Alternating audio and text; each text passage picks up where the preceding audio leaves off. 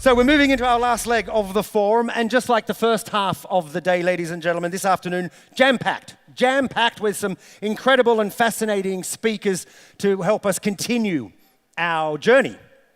So let's start with this. Banking in the future. In this session, we're going to hear from not one, but two futurists about certainly how AI will impact on our future, and again, certainly, specifically, on banking. Both our futurists, in their public engagements, they discuss changes that are coming as a result of the shifting demographics and other trends.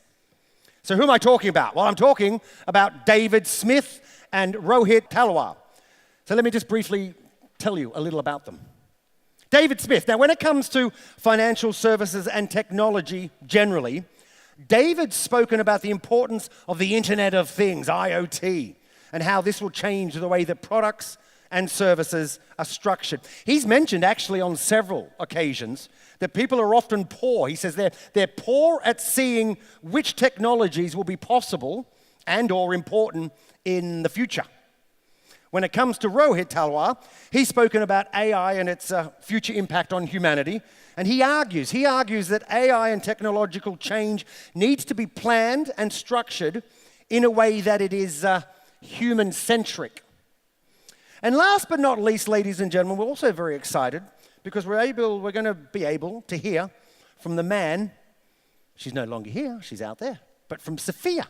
Yeah, the man, David Hanson, who is the CEO of Hanson Robotics. David's focus on robotics and the philosophy of automated creations that look like humans, and he certainly argued that in the past, that creating robots that look like humans is important. It's important to, enabling people to interact with them effectively. Gentlemen, welcome to the stage. Thank you for your time this afternoon. David, as in futurist, and Rohit, I'm just going to have a quick chat. We're just going to talk about Sophia. It's amazing. Can I ask you, what was your motivation behind creating Sophia? The motivation is to humanize artificial intelligence. At Hanson Robotics, we have a multidisciplinary team dedicated to making machines literally come to life. We feel that the future of artificial intelligence is biological. Right. And that in order for AI to really understand what it means to be human and to understand this world that we live in, it has to go through human-like experiences, and it has to interface with society in a social and intuitive way. So raising the AI with this kind of human-like embodiment is, we think, very important for the future of machines that really understand and care about people. What about, just briefly before we move on, we mentioned this simultaneous learning. That for me, as a layman, is like, oh my God. So one robot learns, it goes up to the cloud. Yes. So tell us a bit, just briefly about, and then they all learn it. The entire community, if you will. Yeah, that's right. So we have this AI framework that resides in the cloud, and it is effectively a kind of collective unconscious for the robots. And we're working on machine consciousness, and we have an interesting paper that we've just published with the Association for the Advancement of Artificial Intelligence about the signal of consciousness in the machines. They're not fully conscious. So we would say that they're unconscious, but more than that, we want them to be unconscious of your personal data, right? Right, yeah. So therefore, we anonymize that data before we send it up, so that it's not a cloud full of your personal data.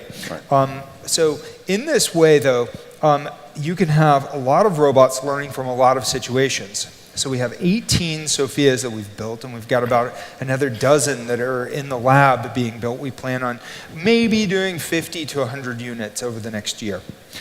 Of the big Sophia. The big Sophia is chock full of sensors and actuators with a full walking version of the big Sophia. DARPA Robotics Challenge winning Hubo body, that's over 100 actuators. It's pretty expensive. Wow. Yeah. So we can't do too many of these big Sophias. I mean, that in a way, it's a premium platform for human-like computing. However, we have made a little Sophia. And the little Sophia is 14-inch tall. It walks also. Walks and turns and can play football. It's got little gestural hands and arms. It's got a great range of facial expressions. Has a camera, can do person detection and conversation. And all of the conversational software that we developed for the big Sophia runs through the little Sophia as well. So your data stays locally with you, except where the data can be anonymized through mathematical transformations like a holomorphic transformation and these kinds of things. So we can take some of that data onto the cloud and begin to learn. So it's information rich. You can do machine perception learning and all kinds of natural language, unstructured natural language learning with that data. It's still rich even though it's anonymized. So with that, it's $159 retail price for this robot platform, for the little Sophia, which is at comparable price to my friend Mark Tilden's RoboSapien robot. He's a physicist that made this toy robot. They sold 23 million units. Now imagine, so you have 23 million units. You can also have virtual characters in her virtual world. You can have virtual characters like our friends over at Soul Machine are making. At Hanson Robotics, we've got a virtual Sophia. So then you can start to interact socially with many of these entities, and the data converges with the data from these premium units like the big Sophia, with her hands that can deal cards and do these pick-and-place applications and learn with all of these sensors and walking. So now you have a rich data set, all of which is pretty tightly correlated. Even though it's among all these different applications, it's all within this kind of bio-inspired cognitive architecture. This distributed multi-agent machine learning with a biologically inspired architecture, we hope will make machines more generally intelligent. We're in pursuit of artificial general intelligence, matching and exceeding everything that the human can do. That's what we want. We don't know when it could be achieved. There's no proof that it definitely could be achieved, but that's what we're going for. Okay, wow. So I want to ask, and you can all have a pipe up if you agree or disagree, but were you surprised when we asked, will Sophia, the robot, or Fatima, the digital employee, will they be replace your banker in the next 5 years? We had a no at 54%. Does that surprise you? It doesn't. I think if that poll had been taken, say, 10 years ago, ignoring the fact that neither of these characters existed, I think that the numbers would have been much larger for the answer of no. Sure. And I think that the prevalence of these technologies will change that answer.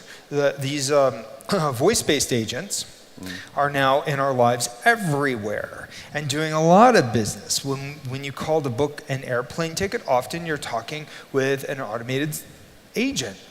The combination of a human agent and an automated system augmenting the power of a human being is even more common today. With new technologies such as Google's Duplex potentially hitting the market in the next few years, with much more natural conversational capabilities are going to be coming. Amazon is investing very heavily in this. You have many big companies that are investing heavily in a more natural interface for people in AI. What we're talking about is simply adding the nonverbal interaction. And there are estimates that roughly 70% of human face-to-face interaction is nonverbal. Now, you could say there's no solid science on it. However, a huge portion of the brain activates during visual processing of social encounters. And so we know that there is an enormous high bandwidth transfer of information in face-to-face encounters. You combine that with a voice agent, and you have a better information transaction, a more intuitive, personal, emotional, meaningful transaction. So as we're mastering the technologies, they become believable, and then they become pervasive next. And once they're pervasive, then there's no question. Okay. I want to ask you, David, because I find this interesting. You've said how we as people, humans, are poor, right, at seeing technologies and the possibilities of them or the importance in the future. I'm just curious about what are today. Are we missing, are we overplaying a particular technology now and underplaying, do you know where I'm going with this? I know exactly where you're going. If you take, 6, 7 of the main technologies, we all get them, so I'm not going to bother trot them out again. And we've heard a lot about AI today and the amount of data, blah, blah, blah. Actually, that's not the issue, it's the convergence.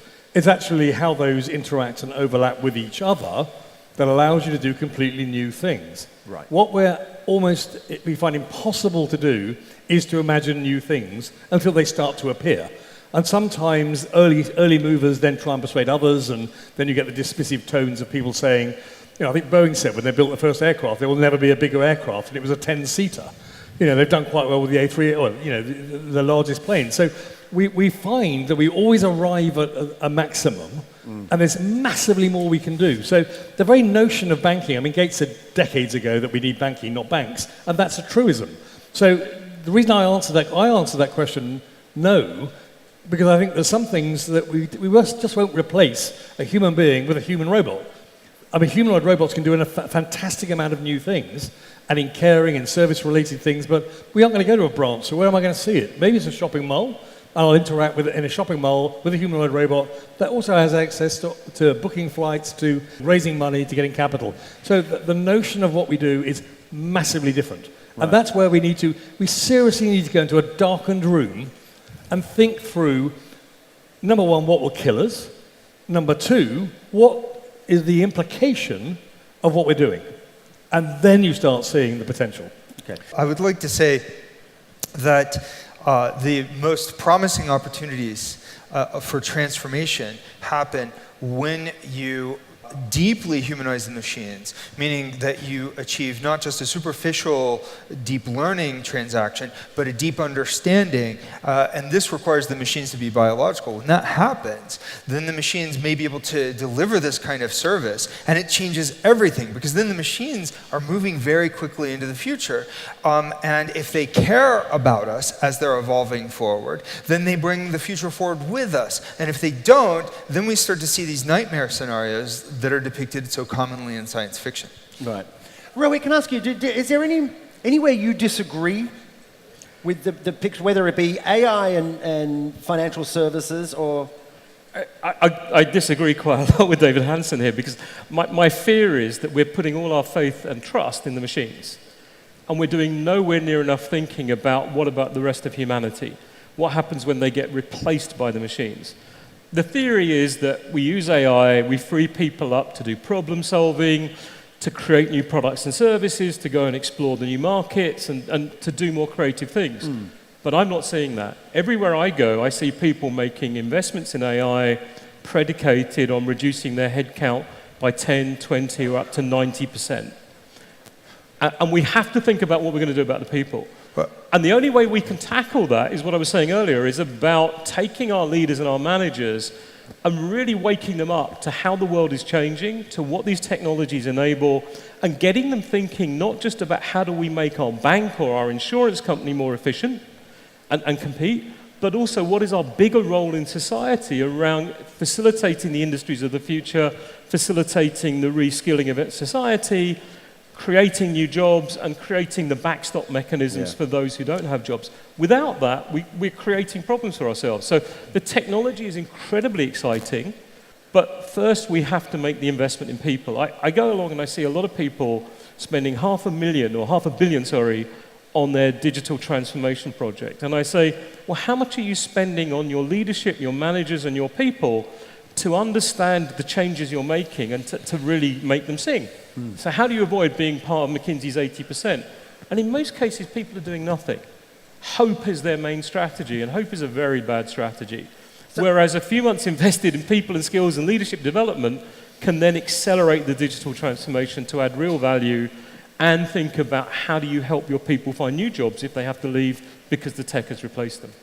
So you've got 30 seconds. So you're partly responsible for the picture he's just painted. I think there may be a misunderstanding, because my position is that kind of technologies that we're developing are only as valuable as they are symbiotic.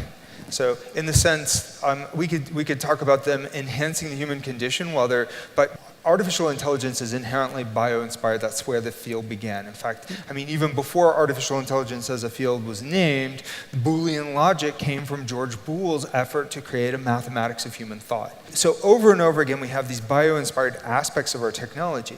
Now, everything starts to change when the machines start getting more biological. This is the nature of convolutional neural networks and all of these kinds of brain-inspired new AI technologies, and it can potentially be really disruptive. But that doesn't mean that the technology has to replace us. So if we start to think of the machines as potentially a new kind of life form that's profoundly transformative, but we develop it in symbiosis with humans and other living beings on the planet, so that it actualizes human potential, we can create new bounties of wealth, unprecedented abundance. But David, but it you requires... and I sit in rooms all around the world talking about this new life form and transhumanism and how it's the natural evolution of humanity to become I'm not talking about the future now. I'm talking about today. Also, we know that most people on the planet haven't got a clue what we're talking about, and what they're seeing is more basic applications of AI that are predicated on saving jobs, saving costs. Well, how do you bridge that gap? So their expectation of economic collapse because of job replacement only in as much as there's the kind of disruption that the economy can't accommodate for. So if we look forward to see how we can make a graceful transition in the future, then the future is better. The economy is going to collapse if you just replace all jobs with machines. So there's a natural incentive for governments and businesses to avoid replacing all jobs with machines. But if you could activate the under-actualized workforce, say in rural India, sub-Saharan Africa, in the southern United States where unemployment and education might be low, but you put smartphones in these places where people can then work, learn, engage in the digital economy, then you're bringing out this hidden potential, this massive potential of people who may not have access previously. And I have to stop. I'm so sorry. I really do wish we had more time, but there is also the argument that there will be job creation that we don't even know what area. We can't even fathom that yet. But we need the skills to do that. True. It goes back to the education, right? The grassroots. I wish we had more time. I'm so sorry. Ladies and gentlemen, a round of applause. David, and Rohit, thank you guys. Thank you so much.